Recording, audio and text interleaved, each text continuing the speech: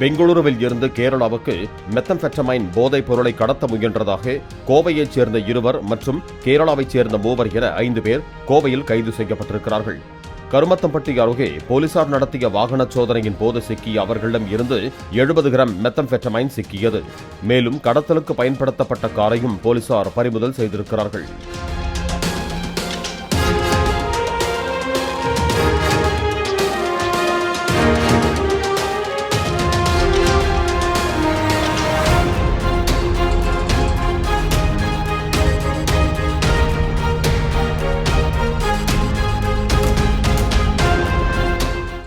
Play store மற்றும் app ஸ்டோரில் இருந்து பாலிமர் செயலியை QR கோடு மூலம் பதிவிறக்கம் செய்யுங்கள்.